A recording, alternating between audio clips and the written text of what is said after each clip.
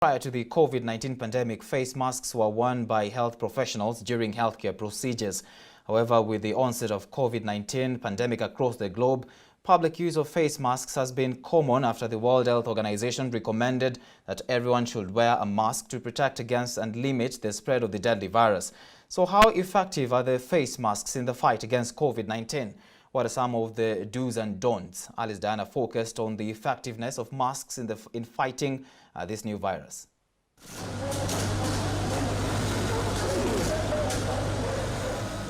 Face masks are among the personal protective equipment PPE that the World Health Organization WHO has recommended to be used in healthcare and community settings to protect infection. The Ministry of Health in Kenya has also emphasized that people use the masks when out in public as one of the ways in flattening the COVID-19 curve. We would like to reiterate that all persons visiting public places such as supermarkets, open-air markets, public transport should at all times wear a face mask to reduce the chances of transmission of this virus. Despite the plea, a section of Kenyans have ignored the directive and only wear the masks to avoid being caught by police. Others are not wearing them properly. This is already approved and it has been supplied to the hospitals. George Gibore, a clinical officer at Local Health Center in Nairobi, tells us how one could be endangering their lives and that of their loved ones when not covering their face. The reason why you must be able to have a mask is to protect yourself, one.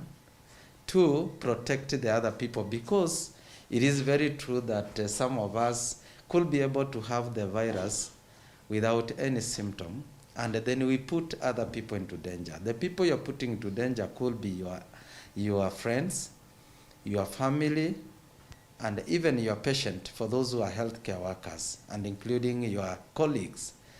So we have a clear indication that over 80% of the coronavirus patients do not have any symptom. So what that one means, that these people will be normal doing their business, but they have the virus, they can transmit the virus.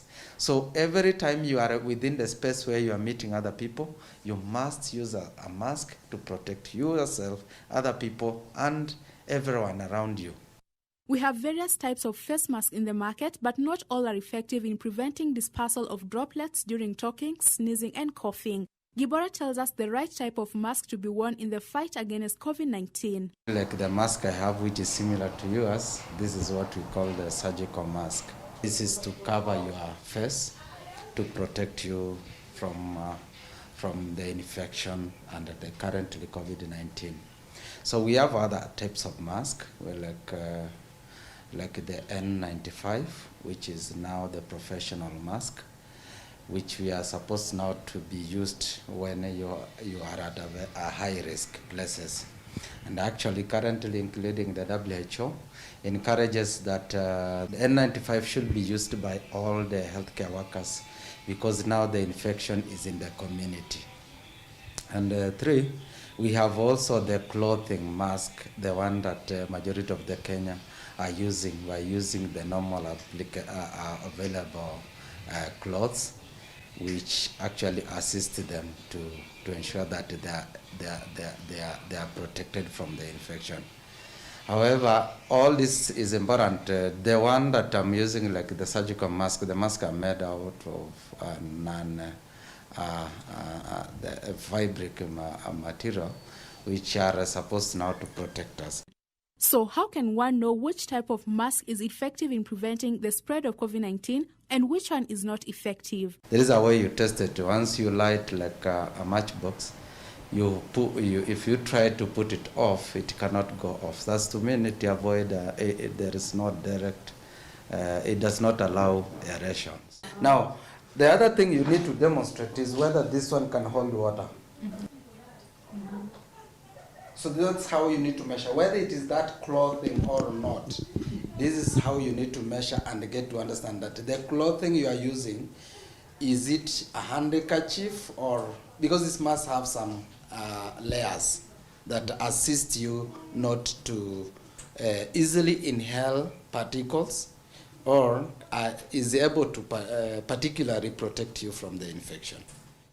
The clinical officer also tells us how long a mask should be worn, how to dispose it safely, and why some masks cannot be washed and reused. We are supposed to use a face mask within 4 to 5 hours, not longer than that. And this is not reusable. You are supposed to dispose it once you are done with your procedure. 2, I have seen people, I think there was some also, the people ask which mask is reusable. It should be known that also the N95, which is the professional mask, is non-reusable also. And the clothing one, yes, they are washable. You can wash them and ensure that they are fully disinfected for purpose of reusing. And use a high content of jik. It will be able to assist you to disinfect your mask. When I'm disposing my mask after using, I'll have to ensure that I'm avoiding touching it inappropriately, where it can be able to again contaminate me. So most of the time, you'll find that I have to ensure that when I'm taking off my mask, I'm not coming, my nose and my mouth, or even my eyes are not coming into contact with the outside of the mask. So there is a way other people can use one. They will hold it here, then they do this way, yeah. Then I can still hold this one, then I do this way. So I will be able to drop it the way it is. Then after that, I'll be able to sanitize again. I can now be able to sanitize again. After the Ministry of Health recommended for everyone to wear a mask, different types of face masks have flooded the market. Some of the masks do not meet the required standards recommended by WHO. Adelbert Omoria, the acting head of Department Quality Assurance at KEBS, tells us what the agency is doing in ensuring they standardize and maintain the quality of masks in the market. KEBS has a standard. The standard is KS 2636 for face masks. Now in this standard, it actually regulates the various parameters or requirements for a face mask. And we have, especially when this COVID came, what happened is that we had to respond as an emergency by coming up with ways of assisting people to quickly meet the requirements of that standard. Has the Kenya Bureau of Standards KEBS so far confiscated any masks in the market that do not meet the required specifications? The market surveillance responds to complaints from industry. People complain that, oh, this mask is ABCD, and then they go out and pick samples, do testing. If they don't comply, we actually confiscate for destruction. So far, we have confiscated in the month of July 3.7 million masks. In the month of May, we managed to confiscate 2 million masks, and those masks have been destroyed. Several Kenyans have opted to use cloth masks since they can be washed and reused. But how safe is it to use a cloth mask in the prevention of the spread of COVID-19? And why hasn't KEBS certified these types of masks? Cloth masks, yes, are made, and a number of people are using them. But you see, ideally the reason why you're wearing a mask is so that you can prevent viruses, bacteria, pollen, and dust. With a cloth mask, it is unable to protect you against the viruses. It can protect you to 50% when it comes to bacteria, and of course dust and pollen. So, when you are wearing that, because we do not certify the cloth masks, the reasons why we don't do that is because they do not protect you against the viruses.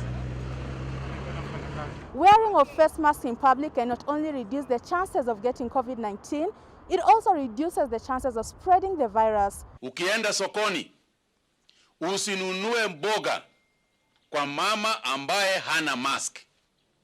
Kwa sababu hiyo mboga, hiyo unanunua, hiyo mboga ni mbaya. To flatten the COVID-19 curve, it starts from the individual level of staying safe. For Hope TV Newswatch in Nairobi, I'm Alice Diana.